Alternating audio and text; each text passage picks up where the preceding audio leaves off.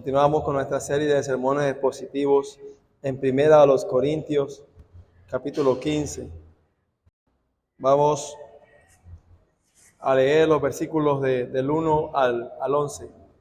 Además os declaro, hermanos, el evangelio que os he predicado, el cual también recibisteis, en el cual también perseveráis, por el cual asimismo, si retenéis la palabra que os he predicado, sois salvos, si no creísteis en vano.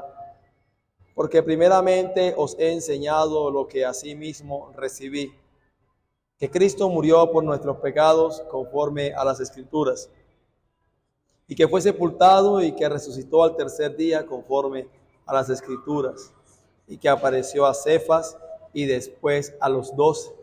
Después apareció a más de 500 hermanos a la vez, de los cuales muchos viven aún y otros ya duermen.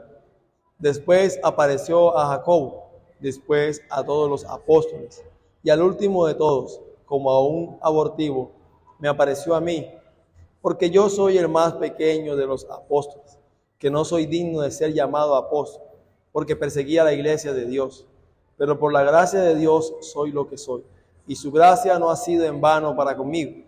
Antes he trabajado más que todos ellos, pero no yo, sino la gracia de Dios conmigo. Porque o sea yo, o sean ellos, así predicamos y así habéis creído. Estamos viendo las evidencias de la resurrección de Cristo. Esta sería nuestra tercera y última enseñanza con respecto a este tema, las evidencias de la resurrección de Cristo. En cuanto a las evidencias de la resurrección de Cristo, como ya he dicho en algunas oportunidades, el apóstol Pablo presenta en los versículos del 1 al 11 5 testimonios que nos muestran o nos presentan acerca de la evidencia de la resurrección de nuestro Señor Jesucristo. El primer testimonio que vimos fue el testimonio de la iglesia misma. Segundo, vimos el testimonio de las Sagradas Escrituras. Hoy vamos a ver los otros 3 testimonios que presenta el apóstol Pablo. El tercer testimonio que nos presenta el apóstol aquí es el testimonio de los testigos oculares, lo cual encontramos en el versículo 5 al 7. El testimonio de los testigos oculares. Versículos del 5 al 7. Y que apareció a Cefas y después a los 12. Después apareció a más de 500 hermanos a la vez, de los cuales muchos viven aún y otros ya duermen. Después apareció a Jacobo, después a todos los apóstoles. Mis hermanos, si alguien pudiera negar a ciencia cierta que alguno de esos hechos conectados con el Evangelio en realidad no ocurrió, el Evangelio perdería completamente su razón de ser.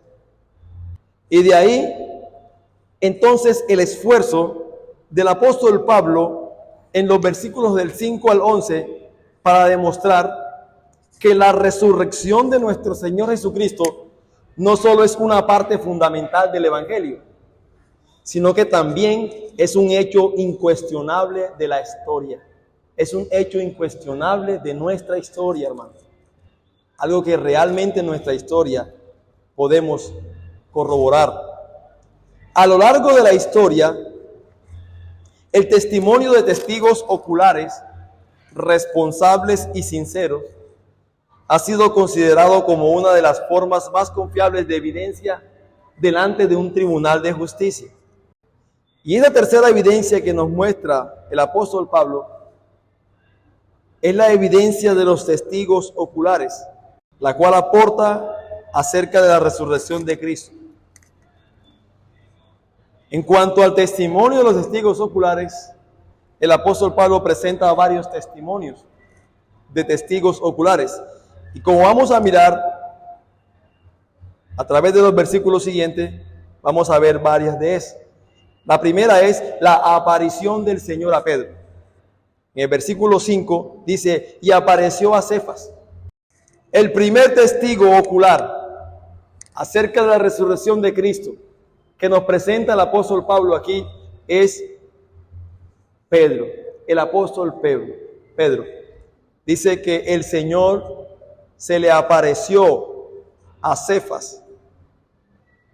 Pablo enumera las apariciones del Señor Jesús después de su resurrección y se refiere, obviamente, a la presencia física del Señor Jesucristo.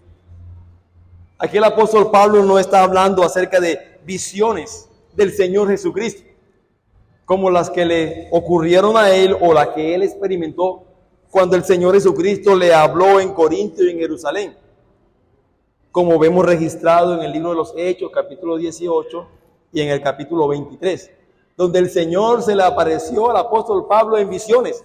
En una de ellas le dijo, Pablo, no temas, ten ánimo, que tendrás que ir a Roma, ciertamente. Eso es una visión. Pero aquí el apóstol Pablo está diciendo que el Señor se le apareció de forma física. El Señor Jesucristo resucitado se le apareció de manera física al apóstol Pedro. Y esto es muy importante, porque uno de los requerimientos para el apostolado era el de haber visto al Cristo resucitado, como nos lo dice el libro de Hechos, en el capítulo 1, versículo 22. Uno de los requerimientos para poder ser apóstol era haber sido testigo de la resurrección de Cristo. Y al primer apóstol a quien se apareció fue a Cefas, esto es, a Pedro. Aquí no se nos da la hora, ni tampoco se nos da la ocasión exactos de dicha aparición. Realmente eso no es lo importante ni lo relevante acerca de esto. Solo sabemos que esta aparición fue un poco después de su aparición a María y que también fue antes de su aparición a los dos discípulos en el camino a Emaús. Pero no se nos dice por qué el Señor apareció primero a Pedro o por qué apareció a Pedro en una forma separada de los demás apóstoles. Hermanos, es posible que fuera a causa del gran remordimiento que estaba experimentando el apóstol Pedro por haber negado al Señor Jesús. Debemos recordar que el apóstol Pedro fue aquel discípulo del Señor Jesucristo que negó al Señor Jesús 3 veces. Y nos habla también las Sagradas Escrituras que ciertamente el apóstol Pedro tenía un gran remordimiento después de haber acontecido esto por haber traicionado al Señor Jesús. Es posible que fuera a causa de ese gran remordimiento del apóstol Pedro por haber negado al Señor Jesús.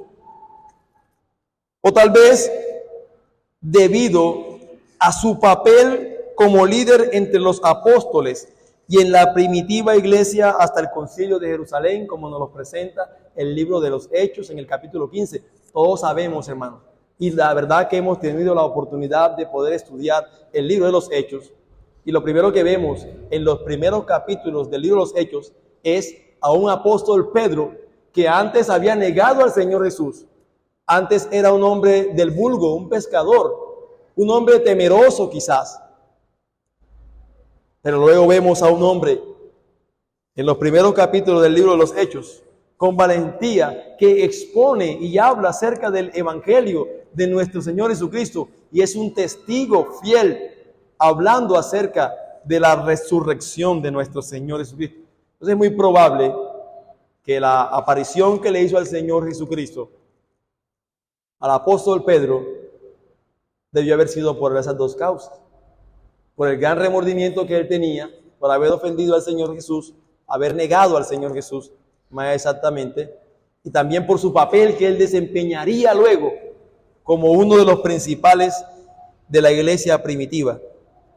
Algo importante que debemos tener en cuenta es que al ir primero al apóstol Pedro, el Señor Jesús hace hincapié en su gracia, hermano. Es importante porque lo que nos muestra aquí, al ir el Señor Jesús después de su resurrección al apóstol Pedro, es mostrar su gracia abundante para con los suyos. El apóstol Pedro había efectivamente abandonado al Señor Jesús, pero el Señor Jesús no le había abandonado a él, ¿sí? Cualquiera pudiera pensar, abandonó al Señor Jesús Pedro, entonces el Señor Jesús también lo iba a abandonar a él. No, Pedro lo abandonó, pero el Señor Jesús no abandonó a Pedro. No lo abandonó en ninguna manera. El Señor Jesucristo no apareció a Pedro porque él se lo mereciera. No fue porque Pedro se mereciera que el Señor Jesucristo le apareciera a él, sino más bien porque el apóstol Pedro necesitaba verlo. Necesitaba ver al Señor Jesús. Recuerde una vez más, él había negado al Señor Jesús. Hermanos, el apóstol Pedro fue el portavoz del Señor en Pentecostés y fue una figura clave en los primeros años de la iglesia primitiva. Y como tal, el apóstol Pedro fue el principal testigo de la resurrección de Cristo. Así que es muy probable esto, por lo que se menciona primero en la lista de las apariciones. Se menciona, al menos aquí, el apóstol Pablo está mencionando al apóstol Cefa o Pedro, el primero en la lista de las apariciones, aún cuando fueron las mujeres las que presenciaron la resurrección en primera medida del Señor Jesús. Esas mujeres fueron María Magdalena, María la madre de Jacobo y Salomé, como presenta el Evangelio de Marcos en el capítulo 16, 7. Pero hermanos, se menciona primero al apóstol Pedro. Y esto es algo también de alguna manera importante porque en los tiempos bíblicos, para esos tiempos, lamentablemente el testimonio de las mujeres era poco creíble entre los judíos. Entonces, de alguna manera, entonces, el apóstol Pablo está hablando de como testigo verdadero y fiel, que puede ser creíble entre los judíos, al apóstol Pedro. Entonces vemos el primer testigo ocular de la resurrección de Cristo, la aparición del Señor Jesús a Pedro. Pero aún sigue más ahí la lista. Y dice, y después a los 12. Hermanos, Pablo menciona que Jesús se le apareció a los 12. O sea, no solamente a Pedro se le apareció de una manera aparte, separada. Pero luego dice que se le apareció a los 12. Y los evangelios y hechos comúnmente usan la expresión los 12 para referirse a los discípulos en forma colectiva. Por cierto, el apóstol Pablo no menciona que Judas se haya suicidado, ni tampoco menciona que Tomás no quisiera reunirse con los demás apóstoles cuando el Señor Jesucristo se le apareció. Pero mis hermanos, estos no son detalles pertinentes, ya que esta expresión, los 12, se usa más bien de forma colectiva, de una manera colectiva. Estos hombres, los discípulos, los apóstoles, servían como los representantes oficiales del Señor Jesucristo. Y obviamente como testigos también de la resurrección de Cristo. Los hombres que el Señor usó para establecer su iglesia aquí en la tierra, todos ellos le vieron en su cuerpo resucitado. Era necesario que ellos vieran al Señor Jesucristo resucitado. Como dice Hechos capítulo 1, versículos 21 al 22. Vamos a Hechos capítulo 1, versículo 21 al 22. Hechos capítulo 1, versículo 21 al 22. Dice la palabra del Señor. Es necesario, pues, que de estos hombres que han estado juntos con nosotros todo el tiempo que el Señor Jesús entraba y salía entre nosotros, comenzando desde el bautismo de Juan hasta el día en que de entre nosotros fue recibido arriba. Uno se ha hecho testigo con nosotros de su resurrección. Y me llama la atención porque aquí el escritor sagrado Lucas no dice porque me parece bueno o porque me parece importante, sino que dice es necesario. Hermano, era algo que se necesitaba para poder ser apóstol, para poder servir y ser usado por el Señor para establecer la iglesia del Señor. Para poder ser un apóstol era necesario ser testigo de la resurrección del Señor Jesucristo. Era necesario, hermanos. Entonces los apóstoles fueron testigos veraces, capaces, sinceros y confiables del evento más importante de la historia, el cual es la resurrección de nuestro Señor Jesucristo. Es el evento más importante de la historia humana, la resurrección de nuestro Señor Jesucristo. Y efectivamente, como dicen las Escrituras, el Señor se le apareció a los 12, a los apóstoles. Siguiendo con esa lista de los testigos que presenta el apóstol Pablo, oculares acerca de la resurrección de Cristo, está la aparición a más de 500 hermanos. Y dice, más de 500 hermanos a la vez, de los cuales muchos viven y otros ya duermen. Es impresionante este texto aquí, que nos dice que el Señor Jesucristo se le apareció a más de 500 hermanos a la vez. Es un hecho totalmente extraordinario. ¿Cómo lo hizo el Señor Jesucristo? No sabemos, pero la Biblia dice que el Señor se le apareció a más de 500 hermanos a la vez. La calidad de testigos específicos está representada por los apóstoles, todos los cuales eran conocidos por nombre y los podían buscar y preguntar con facilidad. Estas personas eran fáciles de poder buscar y preguntar acerca de ese testimonio. La cantidad de testigos la podemos ver en los 500 hermanos. Fueron 500 hermanos que vieron al Cristo resucitado a la vez. Las Escrituras no nos indican quiénes fueron aquellas personas o dónde se les apareció el Señor Jesús. Pero sin duda, ellos eran bien conocidos en la naciente iglesia y como los 12, les pudieron preguntar con frecuencia acerca de su experiencia de haber visto al Señor Jesucristo resucitado. Cuando el apóstol Pablo escribe a la iglesia de los Corintios acerca de esto, hablando acerca de los testigos oculares, estos testigos que presenta él eran personas a las cuales aún podían preguntar si lo que estaba diciendo el apóstol Pablo era verdad o era mentira.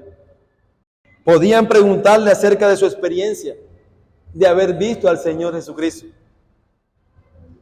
Pero hay una frase importante que nos presenta también el versículo 6, de los cuales muchos viven.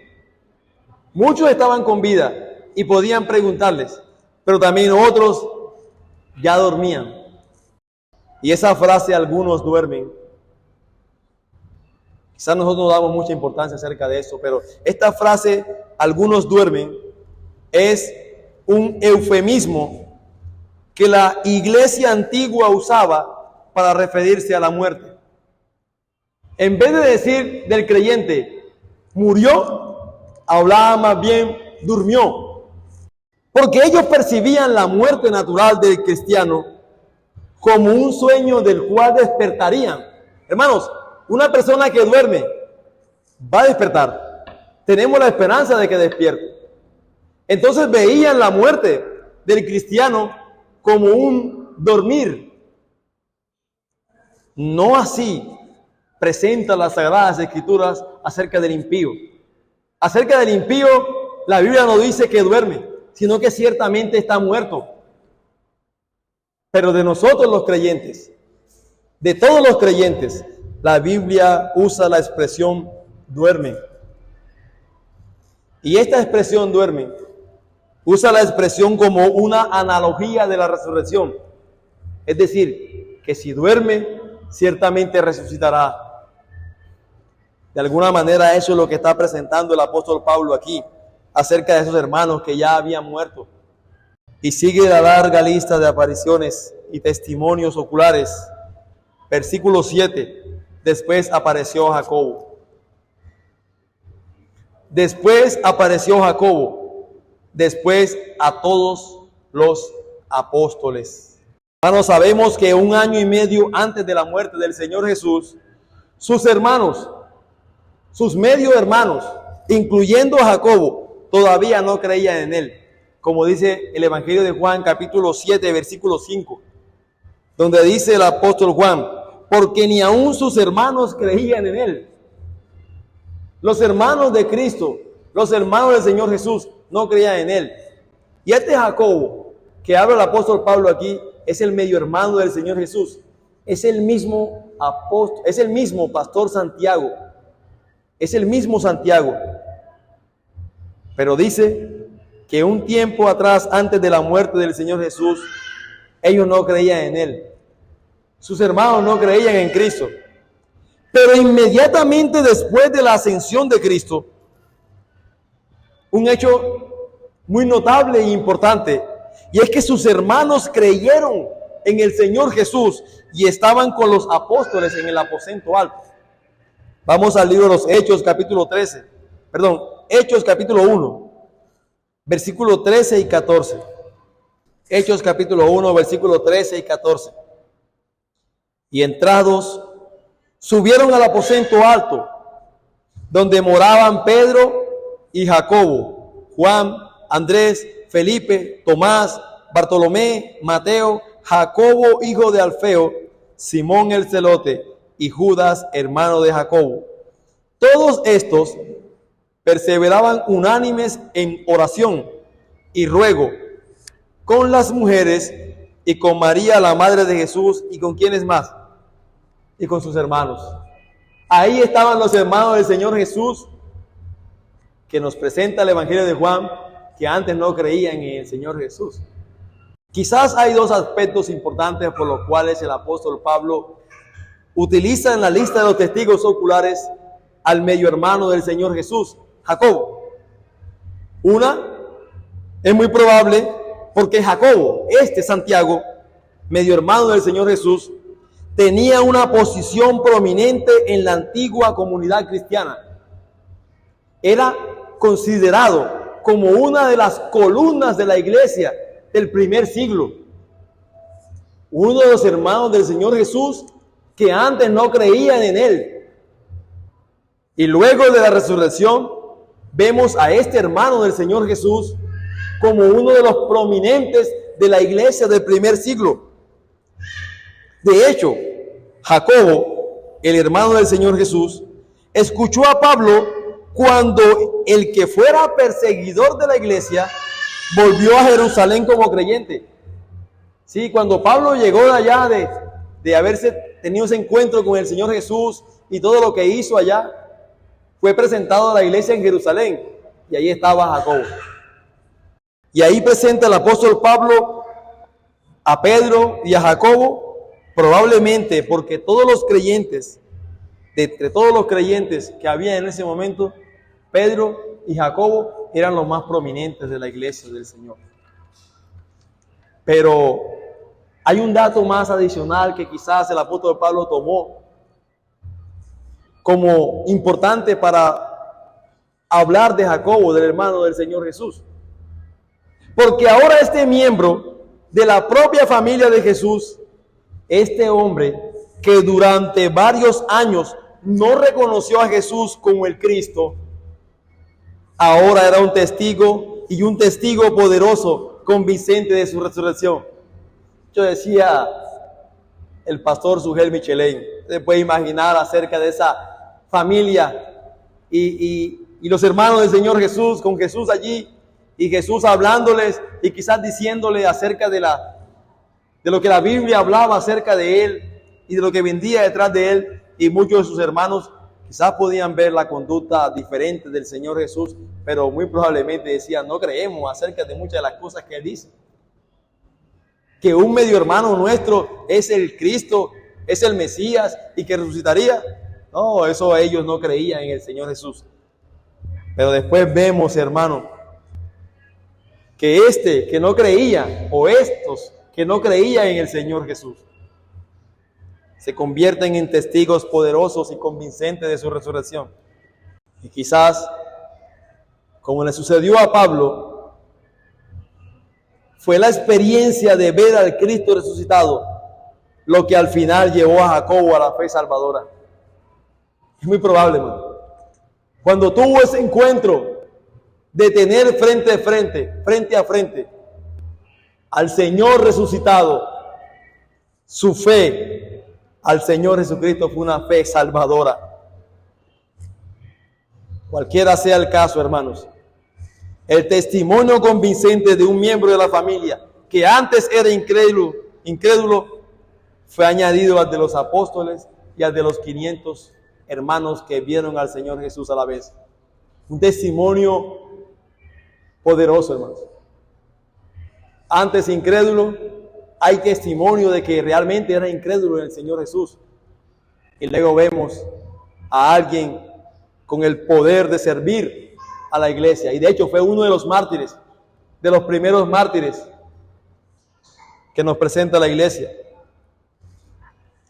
Pero dice que también durante 40 días, después de la resurrección del Señor Jesucristo y ya antes de su ascensión, el Señor Jesucristo se apareció a todos los apóstoles en varias ocasiones. Quizás esto parece, hermanos, para nosotros pudiera parecer un poco tedioso el hecho de que pudiéramos presentar en esta hora acerca de estos testimonios oculares que nos presenta la palabra del Señor Jesucristo. Pero lo que está mostrando acerca de esto es como, imagínese usted, hermano, en un tribunal de justicia, delante de un juez, y presentar la abundancia de testimonios que pudieron presentarse aquí acerca de un caso particular. Entre más testimonios de personas verdaderas, fieles, creíbles, más evidencia aportarán para ese caso. Eso en cuanto al testimonio de los testigos oculares. Pero vemos en cuarto punto el testimonio de un testigo especial. Versículos del 8 al 10. Está el testimonio de personas que vieron al Señor Jesucristo después de su resurrección. Y ahora vemos el testimonio de un testigo especial. Versículos del 8 al 10. Y al último de todos, dice Pablo, como a un abortivo, me apareció a mí. Porque yo soy el más pequeño de los apóstoles, que no soy digno de ser llamado apóstol, porque perseguía la iglesia de Dios. Pero por la gracia de Dios soy lo que soy, y su gracia no ha sido en vano para conmigo. Antes he trabajado más que todos ellos, pero no yo, sino la gracia de Dios conmigo. El cuarto testimonio importante de la resurrección de Cristo fue el del propio apóstol Pablo. Era un testigo especial y un testigo único del Señor resucitado. ¿Por qué? Lo digo. Porque el apóstol Pablo no perteneció al grupo original de apóstoles, todos los cuales habían sido discípulos del Señor Jesús durante su ministerio terrenal. Eso es un dato importante, hermano. Tampoco el apóstol Pablo estuvo entre los otros 500 creyentes que habían visto al Cristo resucitado. No estaba tampoco allí. De hecho, por el contrario, el apóstol Pablo había sido durante muchos años un incrédulo y el principal perseguidor de la iglesia del Señor. Era todo lo contrario. No fue de los apóstoles iniciales que estuvieron con el Señor Jesucristo, los discípulos, perdón, ni tampoco estuvo entre esos creyentes, 500 hermanos que vieron al Señor Jesucristo, al cual se les apareció a la misma vez. Todo lo contrario, era un incrédulo perseguidor de la iglesia del Señor Jesucristo. Pero sin embargo, la aparición del Señor a Pablo sucedió no solo después de la resurrección, sino después de la ascensión. Ya el Señor Jesucristo había ascendido, hermano. Eso es algo que es muy particular ver aquí. Haciendo que el testimonio del apóstol Pablo fuera todavía más singular. Porque no fue inmediatamente después de la resurrección, sino mucho después de la ascensión del Señor Jesucristo. Por eso el apóstol Pablo dice, y al último de todos, no ocurrió durante los 40 días en los cuales se apareció a todos los demás, sino muy probablemente muchos años más tarde. Todos los otros a los cuales Cristo apareció eran quizás creyentes, excepto Jacobo.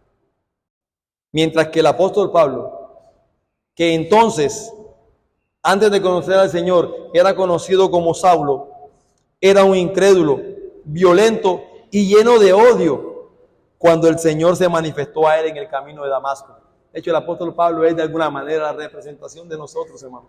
Sinceramente, nada bueno en nosotros. Cuando el Señor Jesucristo se le apareció o se le manifestó al apóstol Pablo, como presenta en el libro de los Hechos, capítulo 9,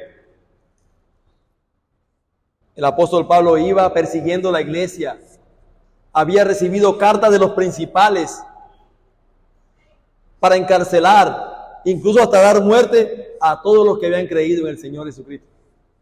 Y entonces dice el apóstol Pablo, y al último de todos, y utiliza la expresión, como a un abortivo, me apareció a mí.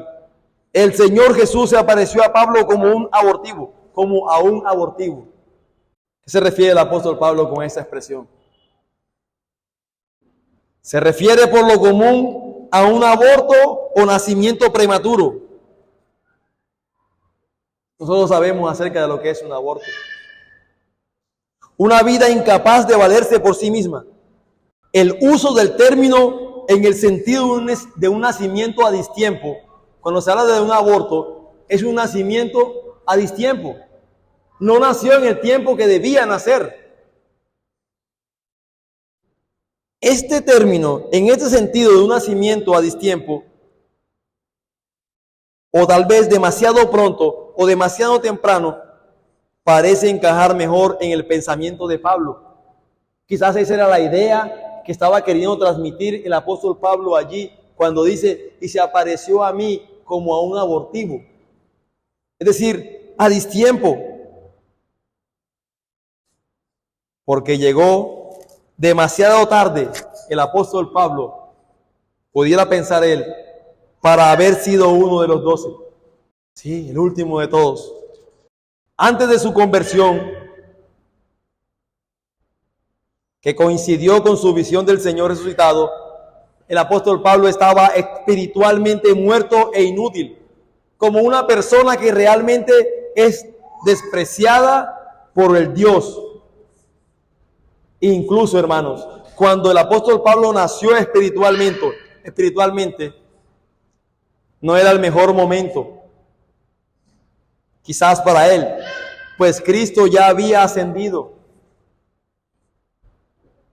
La pregunta es, ¿cómo podía ser él un apóstol?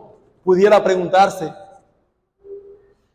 Pero no obstante, hermanos, nosotros sabemos que debido al especial propósito divino, dice el apóstol Pablo, me apareció a mí. Es decir, el Señor Jesucristo se le apareció a Pablo, y no en visiones, sino realmente en una forma física, porque tenía un especial propósito para con el apóstol Pablo. Era e iba a ser usado como un gran instrumento en las manos de Dios para llevar el evangelio a los gentiles. como un apóstol y como un apóstol de Cristo, como un representante de Cristo en la tierra para servir y plantar su iglesia, era necesario que el apóstol Pablo viera al Señor resucitado. Al Señor resucitado. Aunque el apóstol Pablo nunca dudó de su apostolado, no vaciló en usar la autoridad que la posición conllevaba. Tampoco el apóstol Pablo cesó de maravillarse de que todas las personas, de entre todos los demás hombres, quizás moralmente hablando mejores que él, Cristo le hubiera llamado a él para ese ministerio tan elevado. De hecho, el apóstol Pablo quizás puede llegar a pensar, ¿por qué yo? De hecho, yo era el perseguidor de la iglesia. Estaba atacando a la iglesia. Estaba encarcelando a los que creían. Quizás pudieran haber otros hombres mejores que yo y que no estuvieran haciendo acerca de esto. Pero el apóstol no cesaba de maravillarse de que el Señor Jesucristo le hubiera llamado a él para ese ministerio tan excelso. Incluso, no solo se consideraba el más pequeño de los apóstoles, sino que él pensaba que no era digno de ser llamado apóstol. ¿Y por qué? Porque él dice, porque perseguía la iglesia de Dios. No era digno de ser llamado apóstol. Y no era porque el apóstol quisiera presentar palabras como para que elocuentes o para que pudieran decir, uy, qué humildad de este apóstol. No, sino que realmente era así. Él no se creía como digno de ser llamado apóstol porque él perseguía la iglesia de Dios. Mire, el apóstol Pablo sabía que ciertamente estaban perdonados todos sus pecados en Cristo. Y el apóstol Pablo no se encontraba plagado de sentimientos de culpa por lo que había hecho en contra del pueblo de Dios. Muy probablemente el apóstol Pablo no podía olvidar aquello por lo que había sido perdonado. Y continuamente, y esto es algo muy importante, recordarse continuamente a sí mismo y expresar estas palabras que dijo el apóstol Pablo en estos versículos. Por la gracia de Dios soy lo que soy. Hermano, por la gracia de Dios usted es lo que es. Si usted hoy no está revuelto en el alcohol, en el pecado, en la maldad, en cualquier otro lugar, en tinieblas, no es porque usted se lo merezca, no es porque usted ha sido el mejor, sino porque Dios ha mostrado su gracia y su favor para con usted, hermano. Así como mostró para con el apóstol Pablo, y él dijo, por la gracia de Dios soy lo que soy. Se recordaba realmente quién era él, quién había sido, y ahora quién era él. Era por la gracia de Dios. Alguien dijo, todo lo bueno que ves en mí, ese es Dios. Si ves algo malo en mí, ese soy realmente yo. Pensar que no se merecía para nada el perdón de Dios era un constante recordatorio que usaba el apóstol Pablo de ver cuán generoso era su gracia y el amor de Dios para con él. ¿Cuánto recordamos nosotros, hermanos? ¿Cuán constante está en nuestras mentes y en nuestros corazones el recordar lo que éramos nosotros? ¿De dónde nos sacó el Señor? Y cuánto amor, y cuánta misericordia, y cuánta gracia Él ha mostrado para conmigo.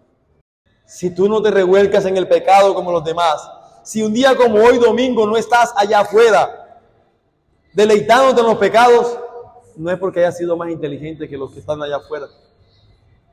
Es la gracia, hermano. Dios te ha mirado con gracia y en amor. Dios en su soberanía comisionó al apóstol Pablo como apóstol. Pero también en su soberanía Dios bendijo el ministerio apostólico. Y quiero que miremos acerca de eso. Soberanamente Dios escoge a Pablo según su beneplácito. Pero también soberanamente y según su beneplácito, a Dios le plació bendecir el ministerio del apóstol Pablo. Eso fue lo que pasó con el apóstol Pablo. El apóstol Pablo creyó respondió, obedeció y fue continuamente sensible a la dirección y a la voluntad divina. Pero ¿saben una cosa? El apóstol Pablo sabía que aparte de la gracia anticipante de Dios, todo lo que había o hubiera hecho él sería completamente en vano y sin valor. Sin la gracia de Dios, hermano, operando en ti, todo lo que hagas es sinceramente en vano y sin valor delante de Dios. Si yo puedo pararme aquí en esta hora de la tarde y poder exponer la palabra del Señor, ha sido la pura gracia del Señor para conmigo. Pero esa verdad y ese poder de la resurrección de Cristo en la vida del apóstol Pablo como testigo especial de la resurrección de Cristo produjo, al menos en el apóstol Pablo, 3 grandes cambios en él.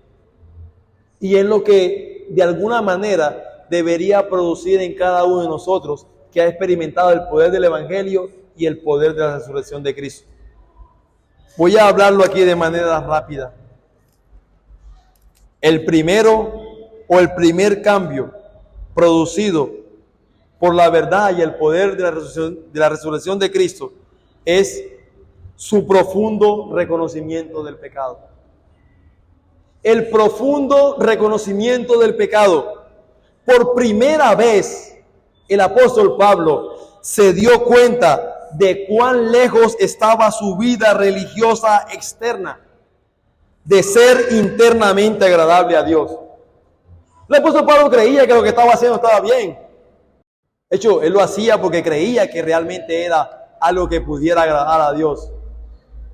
Pero cuando tiene ese encuentro con el Señor Jesús, experimenta el poder de la resurrección de Cristo, hermanos, se da cuenta por primera vez cuán lejos estaba él realmente de agradar a Dios internamente. Se vio a sí mismo como realmente era. ¿Saben cómo? Como un enemigo de Dios y un perseguidor de la iglesia de Dios. Él antes no se veía así, hermano. Hermano, ¿cómo te ves? ¿O cómo te has visto ahora que has experimentado el poder del Evangelio? Hermanos,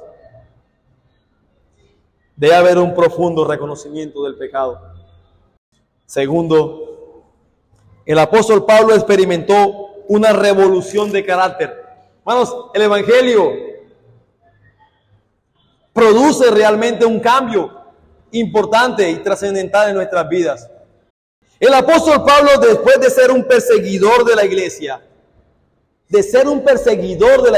acérrimo, se había convertido en su más grande defensor. Mire, qué cosa tan tremenda, qué contraste. Perseguidor acérrimo de la iglesia, experimenta el poder del Evangelio y de la resurrección de Cristo, se convierte en un defensor de la iglesia del Señor y un poderoso defensor de la iglesia de Cristo. Quedó transformado de una vida caracterizada por el odio generado por la justicia propia, porque era un hombre que tenía un odio y una justicia propia. Hubo un cambio allí y ahora su vida o su carácter era caracterizado por el amor que se da a sí mismo. Qué cosa tan impresionante, hermanos. Antes un amor propio, autojusticia, después de experimentar la resurrección de Cristo y el poder de su Evangelio, un hombre que está dispuesto a entregar su vida a sí mismo por los demás, por el amor a Cristo y a su iglesia. Tercero, el apóstol Pablo cambió de opresor, porque era un opresor, cambió a ser siervo. El apóstol Pablo cambió de encarcelador a ser un libertador. Y el cambio que produce el Evangelio en la vida de los hombres. Pasó de ser un juez a ser un amigo. Pasó de quitar la vida a dar vida, hermanos, a través del Evangelio. Tercero, experimentó una reorientación profunda en su energía, porque él ahora servía a los redimidos de Dios, a los salvos por Cristo, pero lo hacía con la misma energía y celo como antes se había opuesto a ello. Yo recuerdo algo que alguien decía, hermanos, cuando nosotros realmente experimentamos el creer el Evangelio, cuando somos expuestos al Evangelio y creemos al Evangelio, no podemos seguir siendo las mismas personas. La Biblia dice que el Evangelio es poder de Dios para salvación. Y esa palabra poder en el griego es dinamita. O sea, es como una especie de dinamita. El Evangelio es un poder que transforma y cambia vidas. Alguien decía lo siguiente: si alguien viene, por ejemplo, y me dice, antes de venir acá a esta iglesia, esta ilustración, y viene y dice alguien, yo venía por la Troncal en mi moto, y cuando venía por la Troncal me encontré de frente con un bus de Brasilia, y yo lo veo entrar y venir a este lugar sin ninguna lesión ni sin nada. Yo le digo, es falso lo que tú has hecho. ¿Cómo me dices tú que tuviste un encuentro directo en tu moto, en tu vehículo, a la velocidad que venías, de frente con un vehículo como es un carro de Econorte, un bus de Econorte grande, y me dices que estás ileso? No te puedo creer eso. Nosotros no creeríamos eso, que realmente este hombre experimentó eso. Y es verdad, hermanos. Todo aquel hermano que dice que ha experimentado el poder del Evangelio y sigue siendo lo mismo, pasa lo mismo como aquel hombre que dijo que experimentó el choque con este bus y sigue siendo el mismo. Y no pasó nada.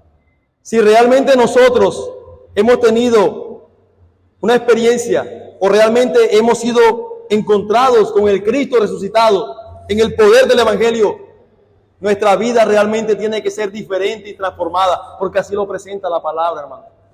Él transforma vidas.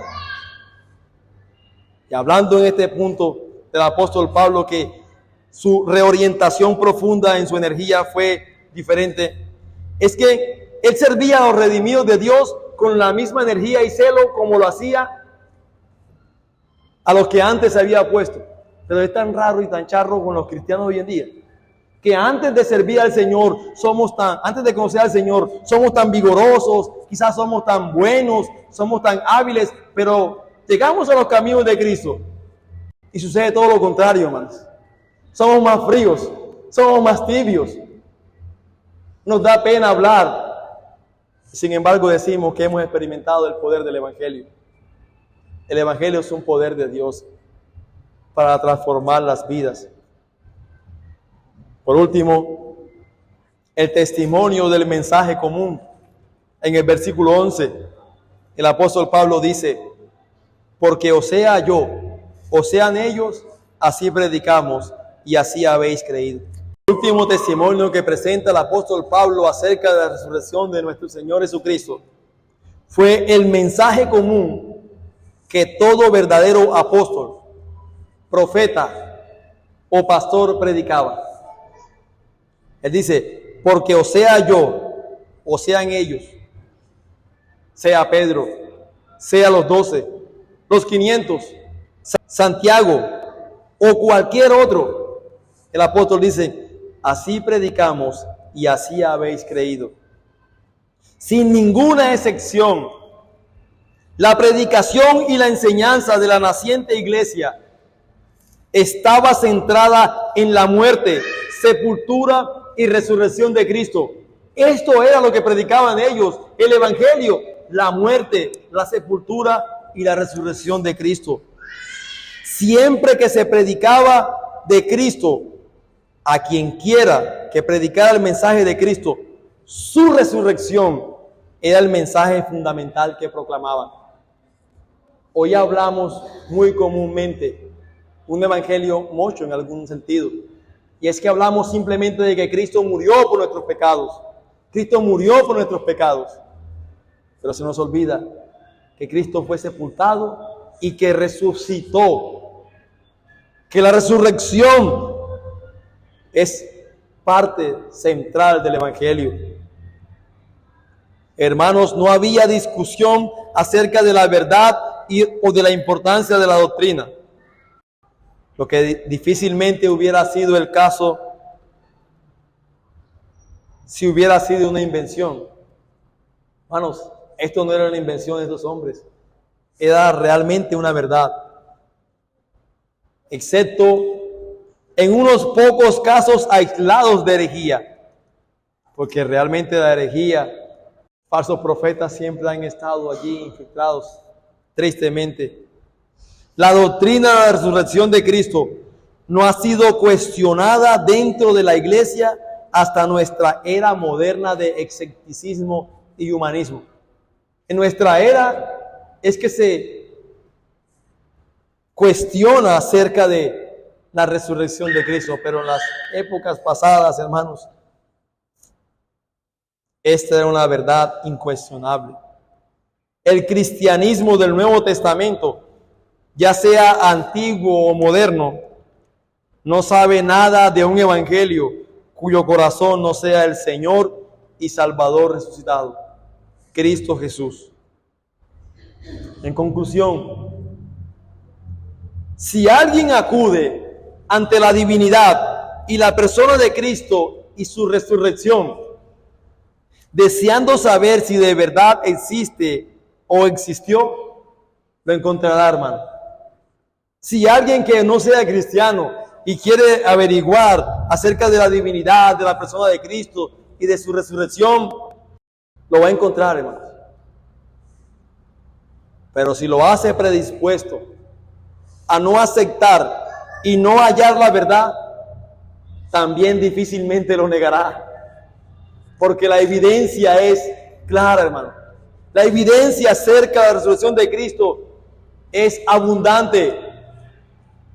Es incuestionable, hermanos. Termino con eso.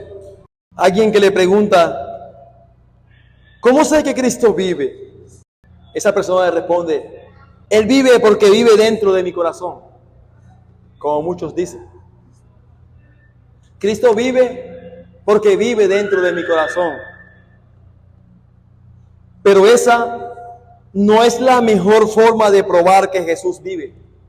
Hermanos, Cristo vive porque la evidencia histórica, la cual hemos tenido la oportunidad de ver, la evidencia histórica demanda que creamos en la resurrección de Jesús. La evidencia histórica es abundante e incuestionable.